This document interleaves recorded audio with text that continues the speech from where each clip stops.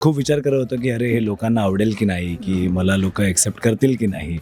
पण जेव्हा मी look taste वगैरे केली, तेव्हा मलाच कळलं की अरे मला काही कुठल्याही गेटअपमध्ये तुम्ही ठेवा, मी चांगलाच दिसणार. एवढे चांगले ब्युटिफुल चेहरे सोबत आहेत माझ्या सराउंडिंगमध्ये आहेत. सो मी खूप सुखी आहे. सुख म्हणजे नक्की काय असतं?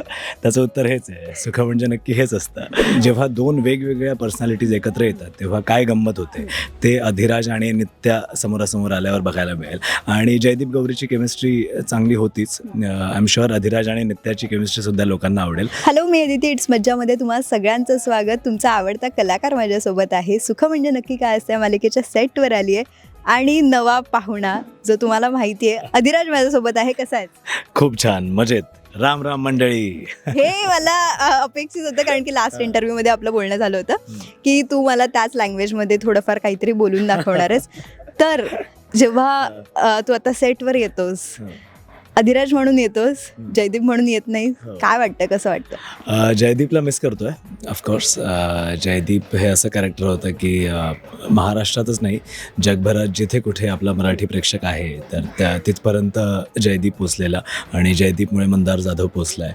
सो ते कॅरेक्टर खूप स्पेशल होतं. पण आता जयदीप नाही आहे, आता अधिराज आहे. जयदीपचाच पुनर्जन्म झालेला आहे आणि आता 25 वर्षानंतर मी अधिराजचं कॅरेक्टर प्ले करतो आहे. So I am very happy की प्रेक्षकांच्या प्रेमामुळेच हे पॉसिबल झालं आहे की त्यांनी जयदीप आणि गौरीवर एवढं प्रेम दाखवलं की त्यामुळेच जयदीप गौरी लोकांना सोडून जाऊ नयेत, त्यामुळेच हा डिसिजन घेण्यात आला आहे. सो खूप बरं वाटतं आहे आता अधिराजच्या भूमिकेतून प्रेक्षकांना भेटायला येईल मी. एकाच मालिकेत 2 कॅरेक्टर प्ले करणं आणि तेच प्रेक्षकांपर्यंत पोहोचणं खूप चांगली गोष्ट आहे आणि लकी आहेस तू यासाठी. लुक चेंज झाला, लुकबद्दल काय सांगशील?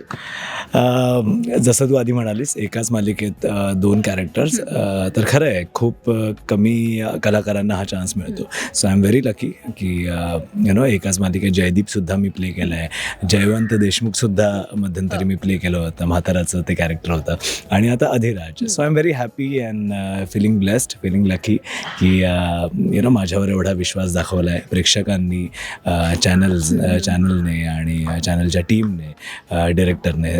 तर सगळ्यांचं हे मी म्हणेन की माझ्यावर विश्वास दाखवल्यामुळे माझी आता जबाबदारी जास्त वाढलेली आहे. सो त्यांना माहीत असावं कुठे ना कुठे की हा करू शकतो, म्हणून त्यांनी हा डिसिजन घेतला असेल.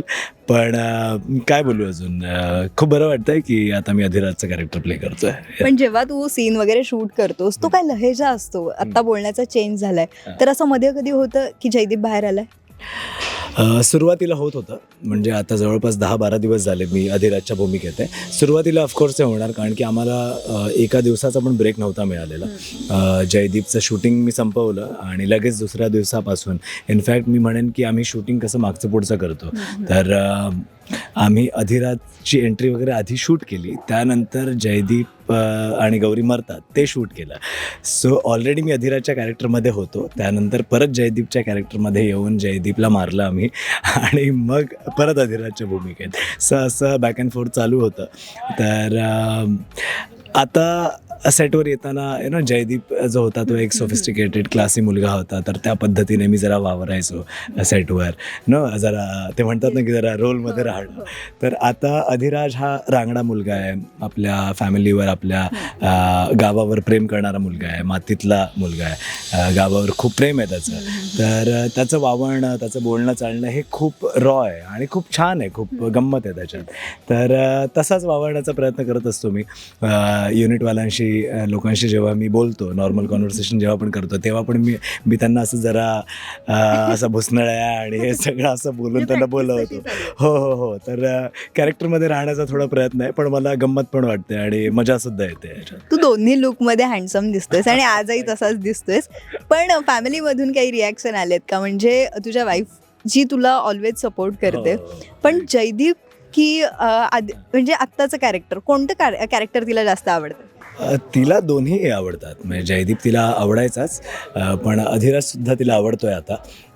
सुरुवातीला ती पण थोडी टेन्शनमध्ये होती की हे कसं दिसेल, तू कसा दिसशील. आणि ती नाही, मी सुद्धा थोडा नर्वस होतोच. नर्वस म्हणण्यापेक्षा मी म्हणेन, मी जरा खूप विचार करत होतो की अरे हे लोकांना आवडेल की नाही, की मला लोक ॲक्सेप्ट करतील की नाही. पण जेव्हा मी लुक टेस्ट वगैरे केली तेव्हा माझं मलाच कळलं की अरे मला काही कुठल्याही गेटअपमध्ये तुम्ही ठेवा, मी चांगलाच दिसणार. पण मुलांच्या काय रिॲक्शन होत्या की आता डॅडा अजून सुपर कूल दिसतोय किंवा काय रिॲक्शन होत्या? मुलांना हे सगळं काही नाही, मुलांना फक्त ते फायटिंग वगैरे आवडतं. तर जयदीप फाईट वगैरे करायचा, चांगलं गुंडांना उचलून फेकायचा. अधिराज त्याच्याही वरचा आहे. तो आता तुम्ही प्रोमोमध्ये वगैरे तू बघितलंस की तो दांडपट्टा चालवतोय. तर ही सगळी ट्रेनिंग माझी आधी जे काही काम केलं, आधी जो काही एक्सपिरियन्स आहे त्यामुळे मला होतीच. म्हणजे तलवारबाजी असो, घोडेस्वारी असो, दांडपट्टा चालवणं असो. पण त्याचा कुठे ना कुठे मला आता इथे फायदा झाला प्रोमोत. आणि आता नवीन प्रोमोमध्ये अधिराज बाईकवर चढून आणि हवेत उडून असा कानाखाली मारतोय त्या गुंडाच्या. तर ते सगळं मुलांना बघायला खूप आवडतं आहे. तर यू नेवर नो, येणाऱ्या काही भागांमध्ये अजून काहीतरी वेगळं बघायला मिळेल, अजून काहीतरी मोठे मोठे स्टंट्स बघायला मिळतील. अधिराज सिंगम सारखा असणार आहे का? नाही, मला कुठलंही एक नाव घेऊन त्याला कम्पेअर नाही करायचं आहे. पण आपण त्याला रॉबिनहूड म्हणू शकतो. तो जो अन्याय सहन नाही करत, कोणावर अन्याय होत असेल तर त्यांच्या मदतीला तो धावून जातो आणि आपल्या गावाला वाचवण्यासाठी तो पुढे उभा असतो सगळ्यात. सो आय वुड नॉट से सिंगम, पण लाईक आय सेड, आपण रॉबिनहूड म्हणूया त्याला. बरं, हर्षदा ताईंची एंट्री झालेली आहे आणि सीन चालूच आहेत एकमेकांसोबत. कसं वाटतंय, काय एनर्जी आहे? खूप कमाल. आणि ब्युटिफुल हर्षदा खानविलकर मॅम आमच्या शोमध्ये आहेत. ब्युटिफुल वर्षा उसगावकर मॅम आहेत. ब्युटिफुल गिरिजा प्रभू आहे.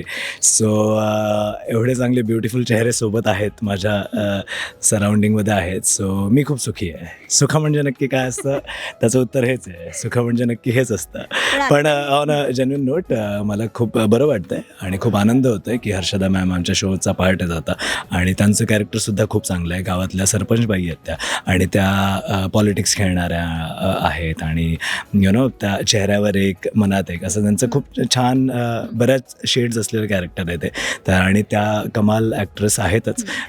पण त्यांच्यासोबत आमचे जे बाकी सीन्स आहेत ते सुद्धा त्यांच्यामुळे खूप चांगले होत आहेत, चांगले उठून दिसत आहेत ते. जयदीप आणि गौरी आम्हाला एकत्रच हवे होते आणि आत्ता आमचं असं झालं की नित्या आणि अधिराज लवकर लवकर एकत्र यावे. तर त्याबद्दल काय सांगशील?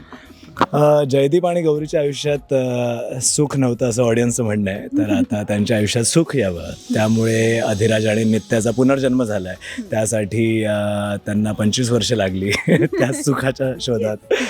त्यांना इतकं थांबावं लागलं, त्यांना पुनर्जन्म घ्यावा लागला. So I am very sure की आता अधिराज आणि नित्याच्या आयुष्यात सुख येईल. आता ते एकत्र कधी येतील ते सध्या तरी सांगू शकत नाही, पण त्यांची भेट झालेली आहे. आणि जयदीपचं विश्व, जयदीप नाही बघ, आता मला सवय पण नाही आहे अधिराजबद्दल बोलतोय, कारण अजून सवय झाली नाही आहे. सो आता सवय करून घ्यायची, अधिराज आणि नित्या बोलायची.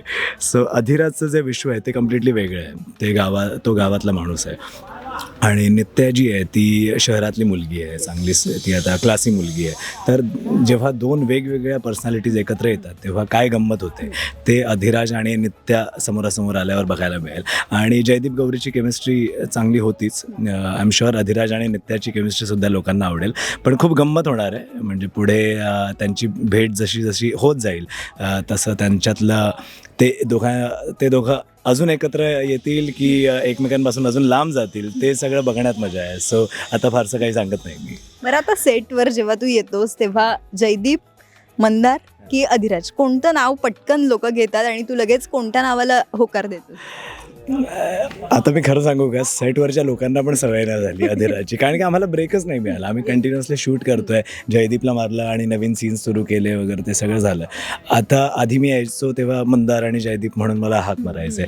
आता अधिराज हळूहळू काही लोकांच्या तोंडात बसत आहे. तर आता मला पण ऐकायला थोडं ऑड वाटतं की अधिराज, पण ठीक आहे, म्हणजे बरं वाटतं आता, कारण की आता एक पार्ट संपला आहे, आयुष्यातला पण एक पार्ट संपला आहे. जयदीपचं कॅरेक्टर पण मागे सोडून आलो आहे आपण. पण एक असतं ना की काही गोष्टींची सवय व्हायला थोडा वेळ लागतो, तर ती होते आता. पण हा जो चेंज आला आहे हा खूप पॉझिटिव्ह आहे आणि खूप छान आहे. आणि मला आनंद आहे की मी आता अधिराजच्या भूमिकेत लोकांसमोर येतो आहे. मला नाव घ्यायला जड जात होतं की अधिराज माझ्यासोबत आहे. ऑलवेज सवय झाली की जयदीप माझ्यासोबत आहे, पण तो ज आहेच. शेवट पुढे असणारच आहे. अधिराज असो आणि जयदीप असो, मंदार जाधव त्या दोघांमध्ये आहे. बरं, जाता जाता आमच्या प्रेक्षकांना अधिराज काय सांगेल? अधिराज अरे पोरी काय सांगू अजून इकडं. आधी जेवता जेवता 9:30 वाजता मालिका बघायचात.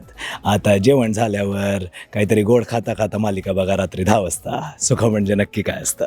थँक्यू. एंडिंगला जयदीप आला, सुख म्हणजे नक्की काय असतं. Thank you so much. ऑलवेज राहणार माझ्या मनात, प्रेक्षकांच्या मनात. तर जयदीप राहणारच. त्यामुळे सुख म्हणजे नक्की काय असतं म्हणजे जयदीप आणि आता अधिराज. Yes. सो मी एवढंच म्हणेन की मालिका बघत राहा. आणि जसं मी मस्करीत आता म्हणालो की आधी 9:30 वाजता बघायचात, आता रात्री 10 वाजता बघा. पण नक्की बघा, आवर्जून बघा. आणि जेवढं प्रेम तुम्ही जयदीपला दिलंय त्याच्या दुप्पट प्रेम अधिराजला द्या.